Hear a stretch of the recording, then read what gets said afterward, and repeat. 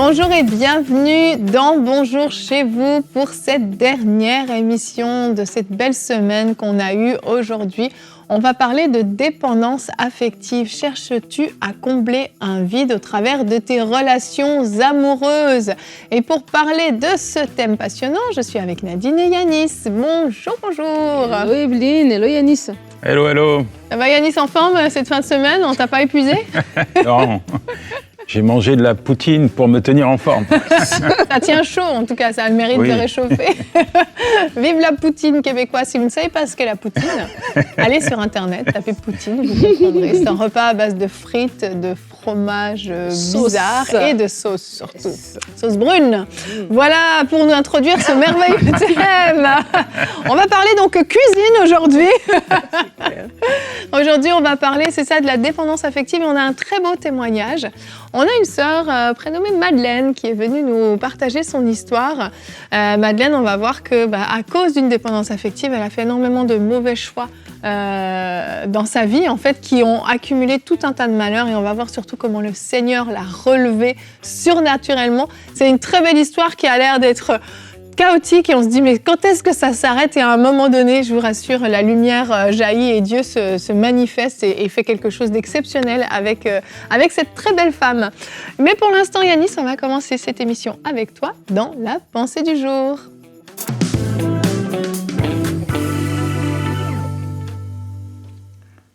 La Bible dit « Il n'est pas bon que l'homme soit seul ».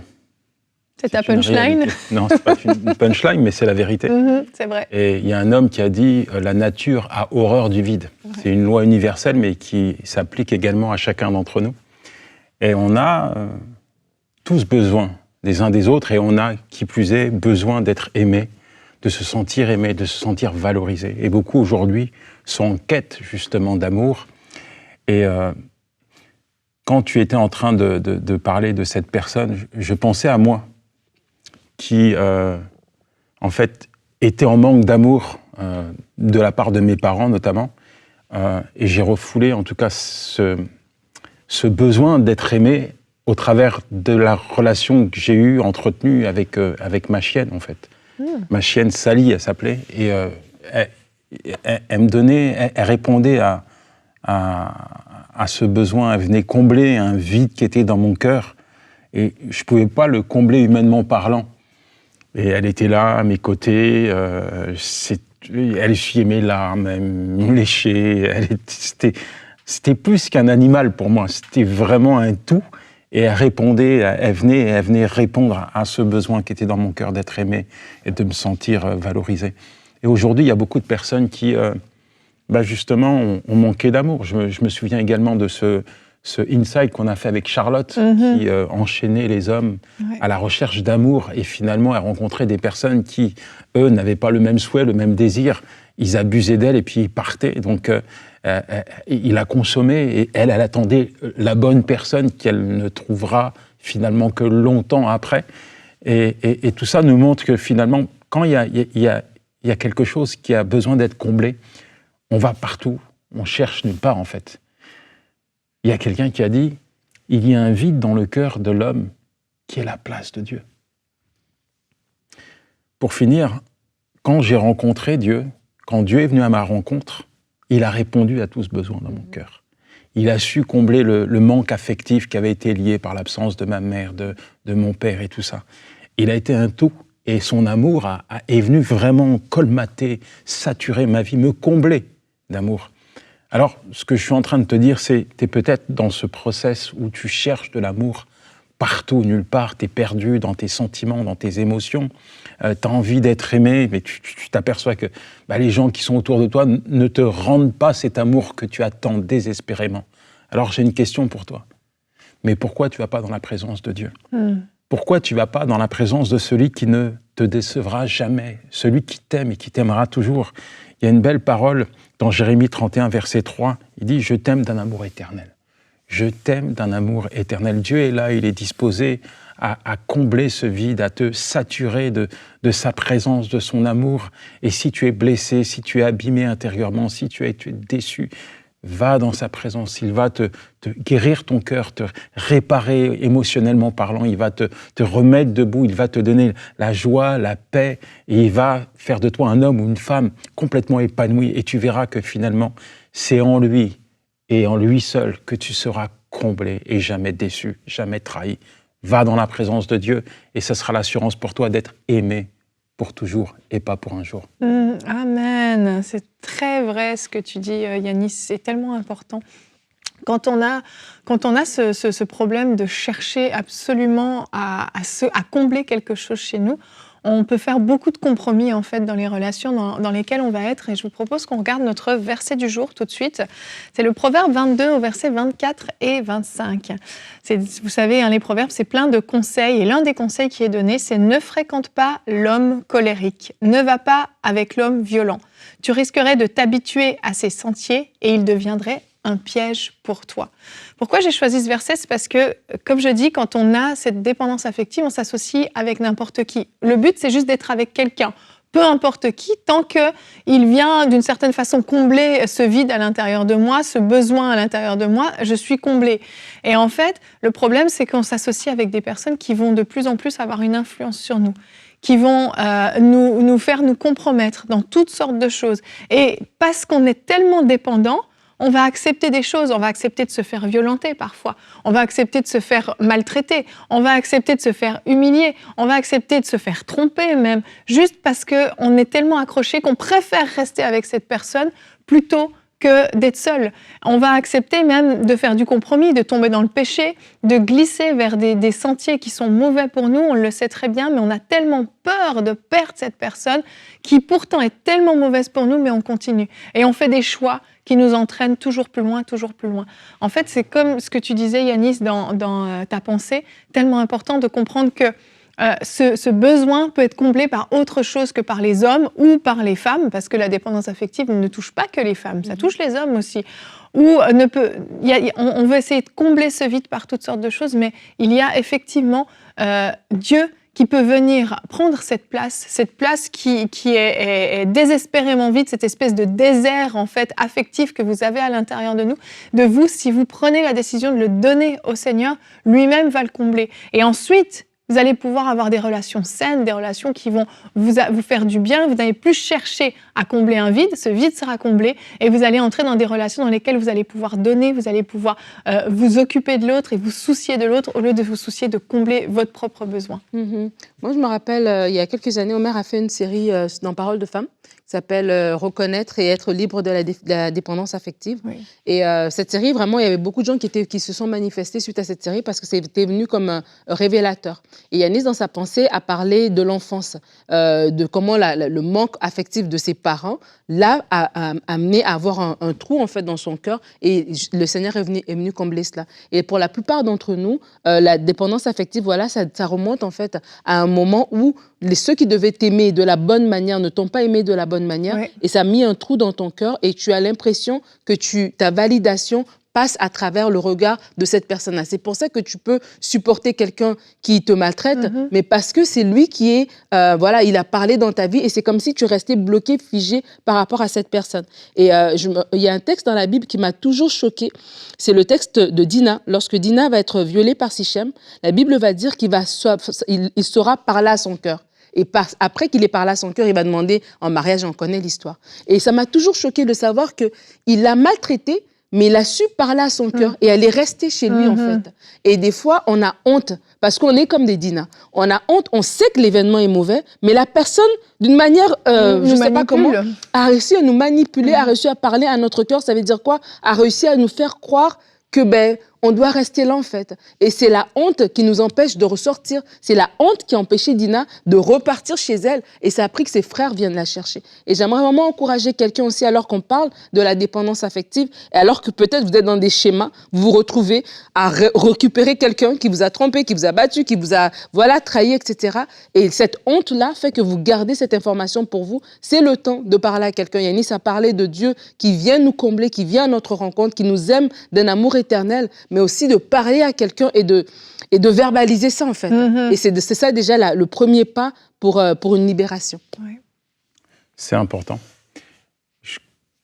il y a des personnes qui ont souffert, qui n'ont pas reçu d'amour, alors que ce soit comme moi de parents ou qui ont été trahis dans leurs émotions, dans un mariage ou même, et ça blesse dans une relation avec un camarade, etc.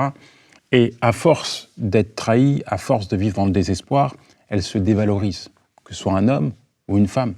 Et quand tu n'as plus de valeur, quand tu te dévalorises, eh ben, tu deviens juste parfois une représentation faussée de toi-même. C'est-à-dire que ton identité, en fait, elle est liée à ce que les gens vont dire de toi. Et quand on t'a déprécié, disqualifié ou mis le doigt sur des choses qui ne sont pas belles ou des choses qui sont blessantes, tu ne te regardes plus avec les yeux de Dieu. Tu t'examines comme si tu étais un produit. Et tu veux te vendre. Tu veux te vendre pour combler quelque chose dans ton cœur qui se fait ressentir. Mais en fait, la première chose, c'est tourne-toi vers Dieu, parce que seul ton Créateur connaît ta vraie valeur. Seul ton Créateur pourra te dire ce que tu vaux. Et aux yeux de Dieu, il y a un prix inestimable.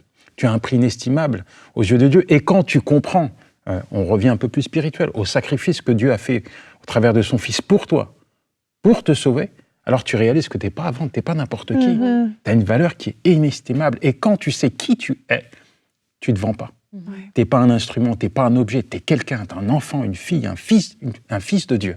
Et là, tu comprends que finalement, tu es une bénédiction pour les gens.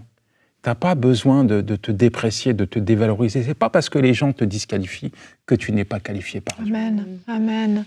Merci Yanis. Et on va continuer avec le beau témoignage de Madeleine. Madeleine qui donc a vécu cette dépendance affective et que ça l'a poussée dans de mauvais choix. Vous allez voir comment le Seigneur l'a relevée dans la rubrique « C'est mon histoire ».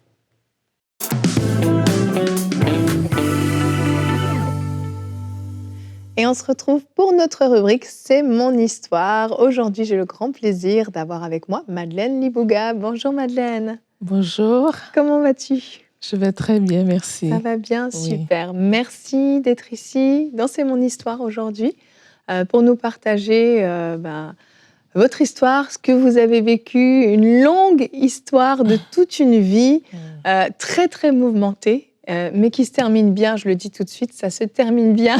Merci Seigneur. Merci pour l'invitation. Avec grand plaisir. Madeleine, vous êtes née au Cameroun et vous avez perdu votre papa avant même votre naissance. Et ça a été une enfance assez difficile par rapport à l'absence de votre père, c'est bien ça ? C'est ça, ça a été difficile parce qu'on était 7 enfants et ma mère devait pourvoir à tous les besoins, elle devait être là pour nous, donc... c'était vraiment compliqué. Ma mère a fait de son mieux.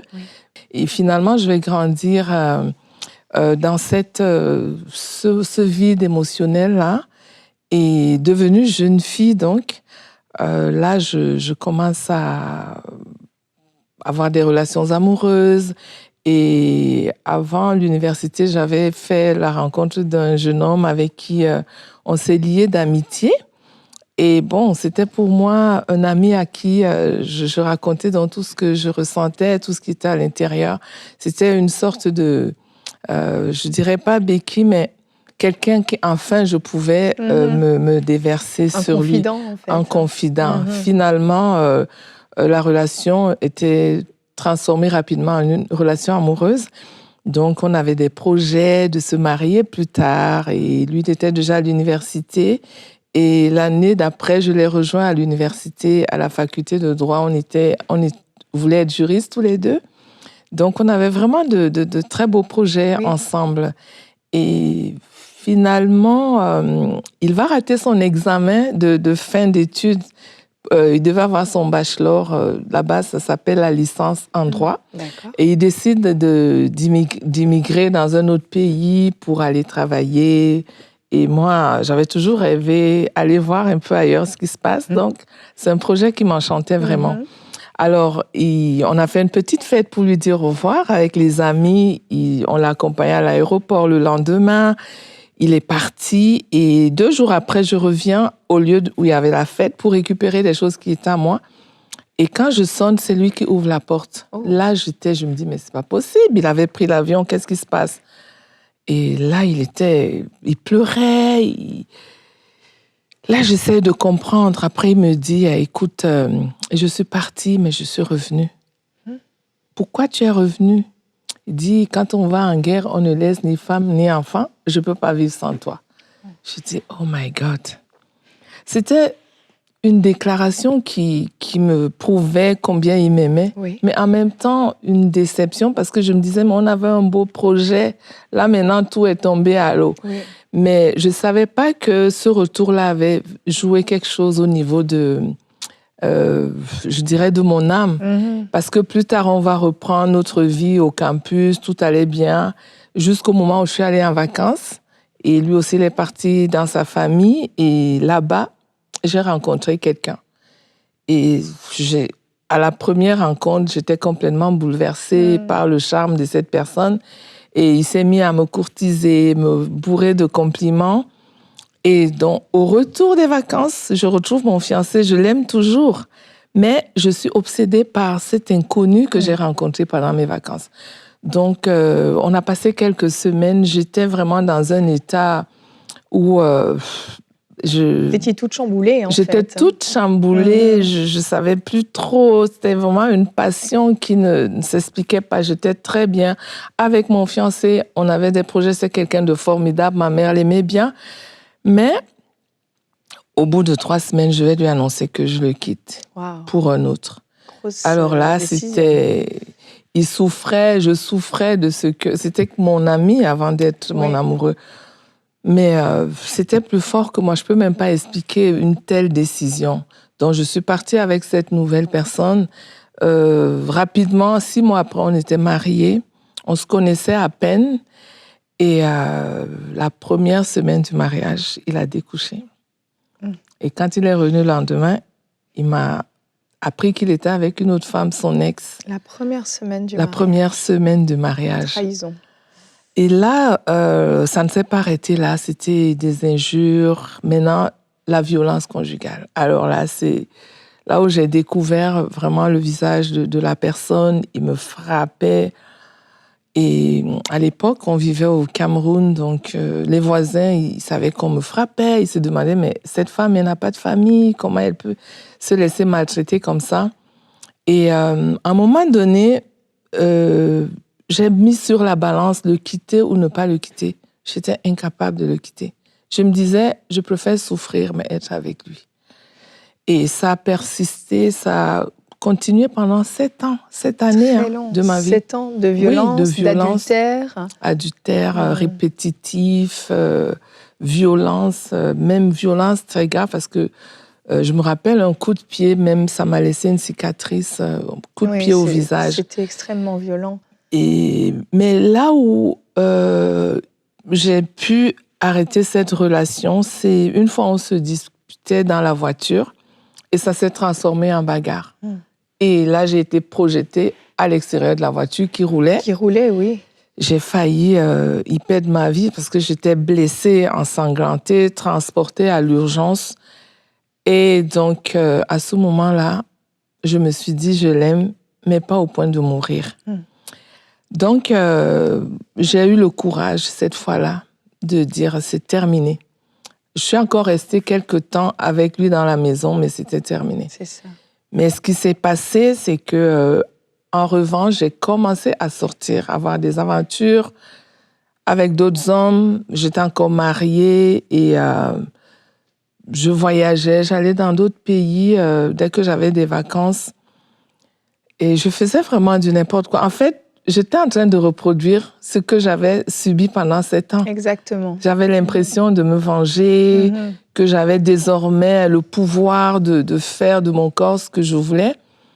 Mais à un moment donné, je me suis regardée, j'ai dit, je suis en train de devenir autre chose.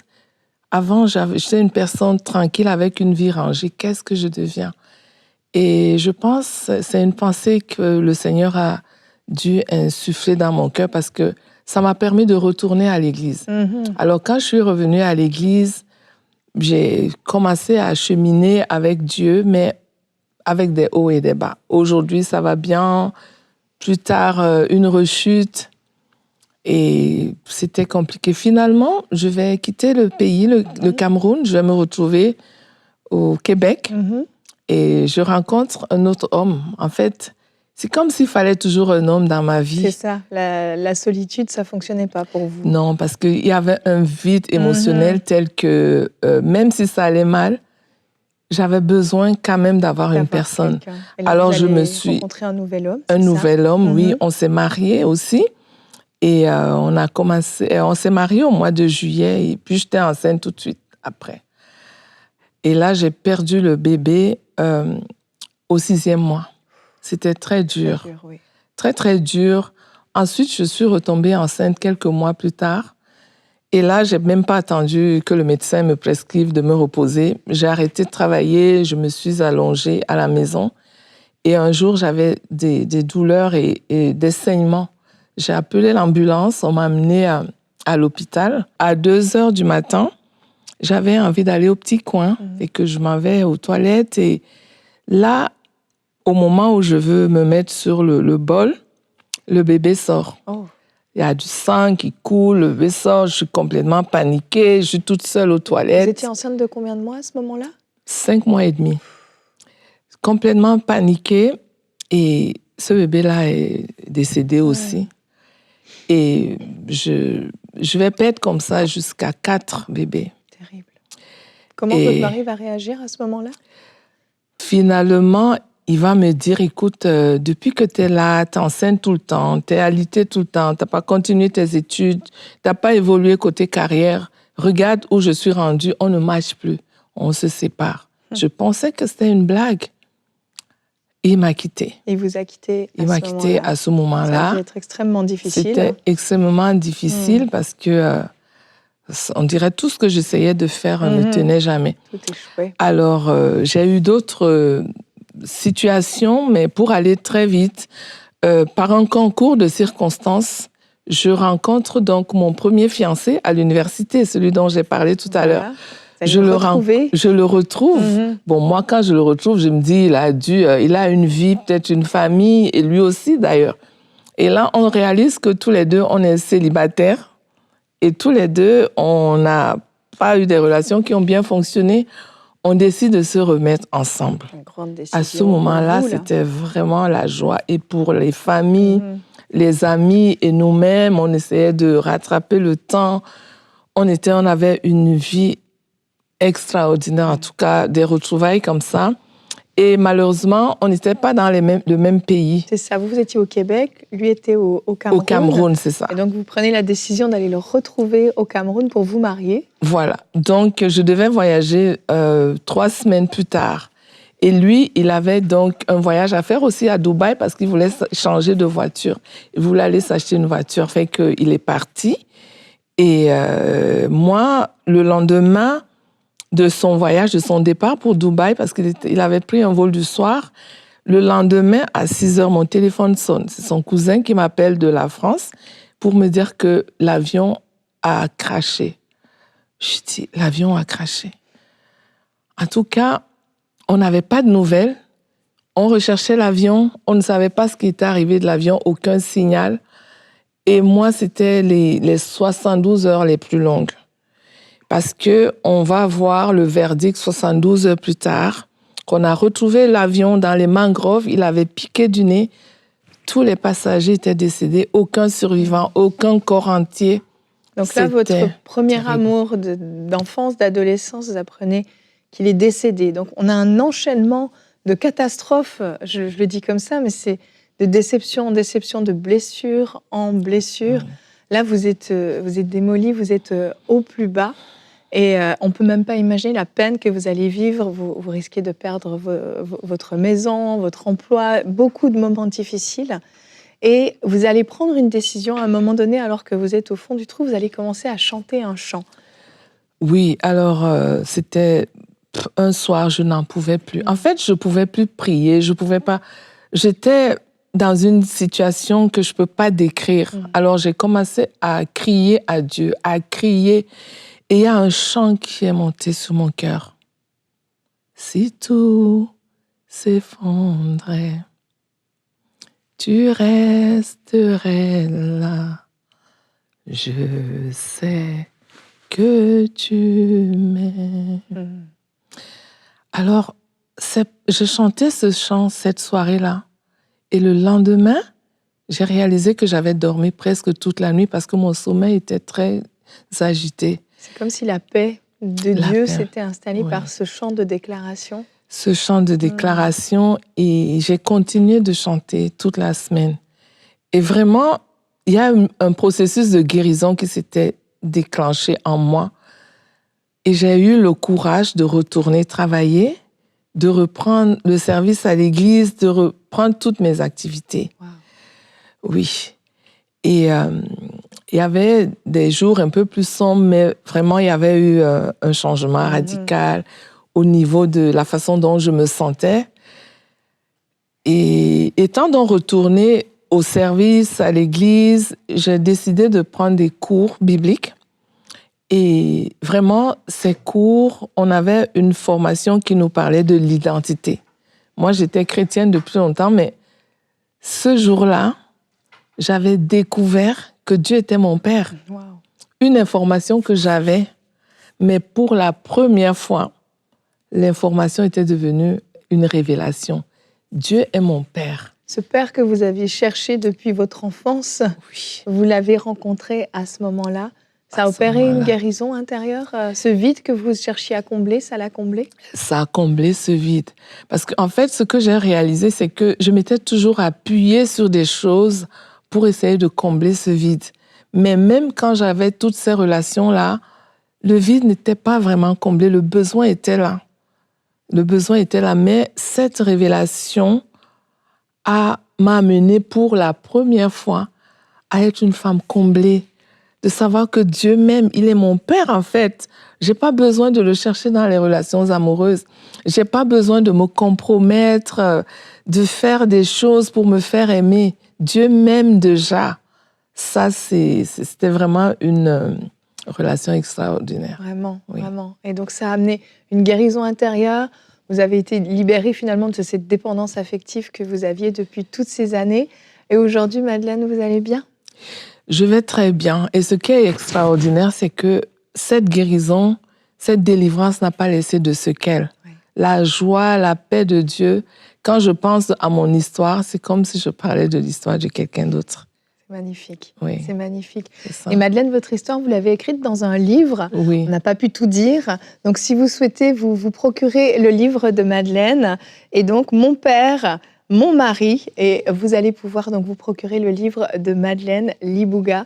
Merci beaucoup Madeleine d'être venue nous raconter votre histoire extraordinaire dans tous les sens du terme dans la rubrique C'est mon histoire. Merci. Merci. Gloire à Dieu. Merci Seigneur pour ce qu'il a fait dans la vie de Madeleine. Je vous avais prévenu que c'était tout un témoignage. C'est un film. Oui, c'est vraiment un film. C'est ce que je me suis dit quand je l'écoutais. Et encore, on a dû passer sur plein de choses parce que c'était trop long, il y avait tellement à dire. En tout cas, ce qu'il faut se souvenir, c'est que le Seigneur est venu combler ce vide dans son cœur et qu'aujourd'hui, c'est une femme heureuse. Et il n'y a que le Seigneur qui peut faire ce genre de travail, surtout après avoir vécu tellement d'épreuves. Yanis, merci d'avoir été avec nous cette semaine. Toujours un plaisir de t'avoir. Reviens quand tu veux, dans le froid. J'arrive en pleurant, je repars avec le sourire aux lèvres tellement je suis heureux d'être avec vous. C'est beau. Bonjour c'est chez vous. Beau. C'est pas super sympa pour la France, mais c'est beau pour nous. Allez, on se retrouve la semaine prochaine pour de nouvelles émissions de Bonjour chez vous.